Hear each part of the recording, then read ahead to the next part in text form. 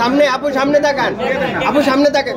শাকিব খানের ছবি আমার ঘরের টেবিলে স্কুল জীবন থেকে, ওইটা যদি বলেন আজকে বলি 7 বছর বয়স থেকে আমি হয়তো তখন থেকেই বুঝি ফিল্ম কি, প্রেম কি, ভালোবাসা কি, শাকিব খান কি, শাকিব খান আমার কাছে কি, আমি তখন থেকেই বুঝি। আর এখন তো এতদিন পর প্রকাশ্যে আসিনি। আমার কলেজ ফ্রেন্ড, স্কুল ফ্রেন্ড, তারপর আমার এলাকা, সারা দুনিয়া সবাই জানতো। হয়তো সত্যি কথা বলতে আপনারা কিছু সাংবাদিকরা জানতো, আর সারা দুনিয়া জানতো উর্মি বিশ্বাস শাকিব খানকে ভালোবাসে, আর উর্মি বিশ্বাস একজন শাকিবিয়ান, সত্যিকারের শাকিবিয়ান, ঠিক আছে? এবং সবাই জানতো। আজকে হয়তো আপনারা গুটি কয়েক জানতেছেন, এটাই হলো সত্যি কথা। সত্যি কথা বলতে তো মনে হয়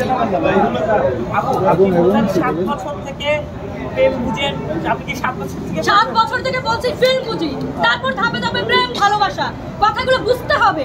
আপনারা সাংবাদিক হয়ে বা গুণী একজন মানুষ হয়ে যদি কথার মাল প্যাচ ধরেন ইচ্ছে করে, তাহলে আমার কিছু বলার নাই ভাই। ঠিক আছে, আপনি বলেছিলেন আরেক কথা, শাকিব খান যতদিন বেঁচে থাকবে তার রাজত্ব ততদিন চলবে, আজীবন চলবে, আজীবন চলবে, এটা আজীবন চলবে। আসলে সত্যি কথা বলতে কি, এটা ক্যামেরা ছাড়াই বলি, ওনারাও বুঝে, এদিকে কথা বলেন, ক্যামেরায় ওনারাও বুঝে। আপনি বলেছিলেন 25 সালে কি হবে, আসলে শাকিব খান কি 25 সালের কথা কি হবে? 25 সালের পর থেকে শাকিব খান ধরাছোঁয়ার বাইরে, এখনো ধরাছোঁয়ার বাইরে।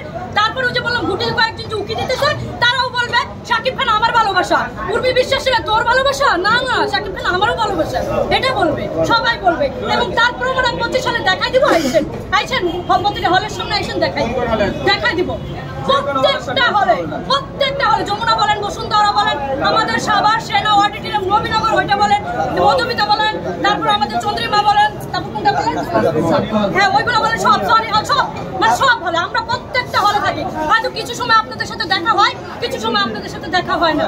শাকিব খানের ভালোবাসার টানেই তো সারা দুনিয়া ঘুরতেছে। ওই যে বললেন তখন বলছে বাঁচতেছে, কথার প্যাঁচ ধরলেন, ঠিক আছে?